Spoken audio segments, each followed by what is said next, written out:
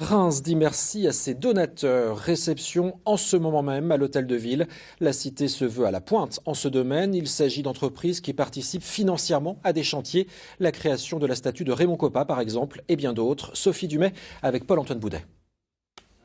Pour l'année 2018, les opérations de mécénat à Reims ont permis de financer une partie de la création de la statue Raymond Kopa.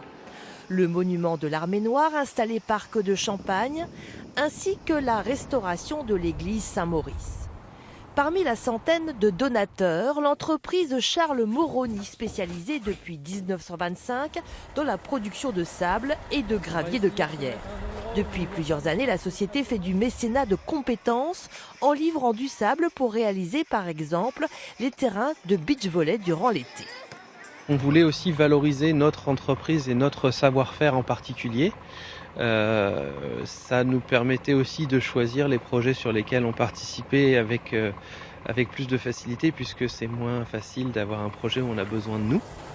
30 000 €, c'est la somme qu'investit la société chaque année et l'entreprise bénéficie ainsi d'un crédit d'impôt de 60%.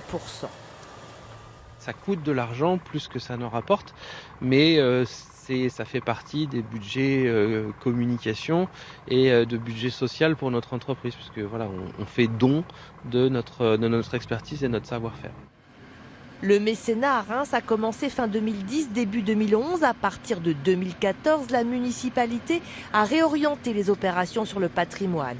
Depuis, 400 à 500 000 € sont donnés chaque année par des mécènes d'entreprises pour les 2 tiers des dons ou des particuliers pour le tiers restant. Si on devait comparer cela aux investissements de Reims et du Grand Reims par an, 180 millions d'euros, c'est vrai qu'on pourrait dire que ce n'est pas beaucoup. Mais si vous le rapportez aux opérations que nous proposons en mécénat, par exemple, prenons la fontaine Subé, c'est quasiment 90% du coût de la fontaine Subé qui a été financé en mécénat. Et si vous prenez la statue de Raymond Kopa, que je vous ai cité tout à l'heure, eh bien c'est 40% qui ont été mécénés. En 2019, d'autres projets vont voir le jour avec la deuxième tranche des travaux sur la façade de la Porte Mars ou l'installation du Lucrone vers la place des droits de l'homme. Mécénat à Reims, jusqu'où faut-il aller? C'est le clin d'œil de Daniel Cazenave, notre dessinateur.